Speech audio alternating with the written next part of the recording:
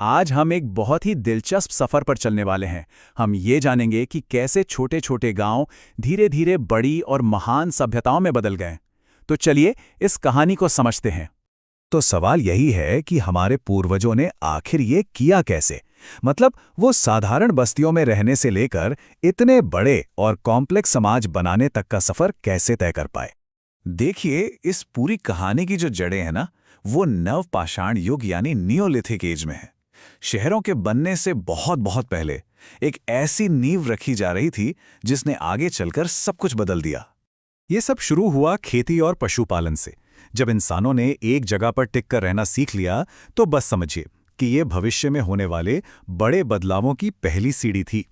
और ये सिर्फ पेट भरने का तरीका नहीं था, बिल्कुल नहीं। ये तो एक ऐसी फाउंडेशन थी जिस पर भविष्य की महान सभ्यताओं की इमारत खड़ी होनी थी। अच्छा, अब सोचिए कि जब ये नींव, ये फाउंडेशन थोड़ी ज्यादा ही सफल हो जाए तो क्या होता है।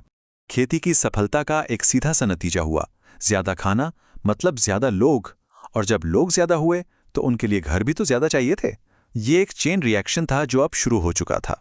लेकिन बढ़ती आबादी के साथ नई प्रॉब्लम्स भी आईं। पानी को कैसे कंट्रोल किया जाए, इतना सारा अनाज कहाँ रखा जाए, जगह को कैसे मैनेज करें, इन सवालों के नए जवाब ढूंढना अब बहुत जरूरी हो गया था।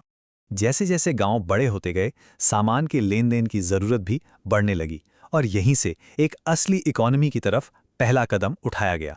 शुरुआत में तो लोग बस अपने पड़ोसियों से ही चीजें बदल लेते थे। फिर यह सिलसिला गांव के बीच शुरू हुआ और फिर धीरे धीरे शुरुआती व्यापार के रास्ते भी बनने लगे। इस व्यापार ने एक और बहुत ही इंटरेस्टिंग चीज को जन्म दिया। वो थी स्पेशलाइजेशन। मतलब अब हर कोई हर काम नहीं करता था। कोई मिट्टी के बर्तन बनाने में माहिर हो गया तो कोई औजार बनाने में एक्सपर्ट बन गया। अब इतने सारे लोग जब एक साथ रहने लगे तो चीजें अस्त व्यस्त हो सकती थी, है ना। इसका हल था प्लानिंग, यानी योजना बनाना। और ये हड़प्पा जैसे शहरों के लिए एक तरह की रिहर्सल थी। गांव का नक्शा ही बदलने लगा। जहां पहले बेतरतीब ढंग से घर बने होते थे, अब वहां एक लाइन में बने घर, पक्के रास्ते और अनाज रखने के लिए अलग जगह दिखाई देने लगी थी। हाँ, ये अभी तक हड़प्पा के वो बड़े और शानदार शहर नहीं थे, लेकिन ये वो जरूरी प्रैक्टिस थी जो लोगों को एक बड़े स्केल पर एक साथ रहना सिखा रही थी। तो अब हम उस मुकाम पर पहुंच चुके थे जहां एक ऑर्गेनाइज्ड कस्बा एक असली शहर बनने की कगार पर था। और इस फाइनल ट्रांसफॉर्मेशन के लिए कुछ चीजों ने बहुत तेजी से काम किया। और इस पूरे बदलाव में जो सबसे बड़ा गेम चेंजर था वो थी नदी। इसने विकास के लिए लगभग हर जरूरी चीज दी। सोचकर देखिए, सिंधु जैसी नदियों ने खेती के लिए पानी दिया और व्यापार के लिए एक नेचुरल हाईवे का काम भी किया। इसी वजह से यहां ज्यादा से ज्यादा लोग आकर बसने लगे। और बस जब प्लानिंग, ट्रेड और नदी के रिसोर्सेज एक साथ मिले तो गांव अब सिर्फ गांव नहीं रहे। वो पहले कस्बों में और फिर धीरे धीरे शहरों में बदलने लगे।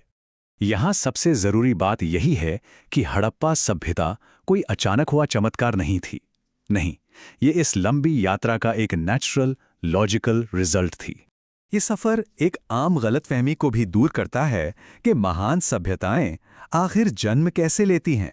हम अक्सर सोचते हैं कि वो रातों रात बन गईं, पर सच्चाई ये है कि वो सदियों की सीख, कोशिशों और गलतियों से सुधर कर बनी हैं। इसमें बहुत समय लगा। ये दो बहुत बड़े स्टेजेस को दिखाता है। नियोलिथिक एज ने हमें एक जगह रुकना और बसना सिखाया, और हड़प्पा ने हमें उसी नींव पर एक महान समाज को मैनेज करना और उसे आगे बढ़ाना सिखाया। ये एक धीमी प्रोसेस थी, कोई जादू नहीं।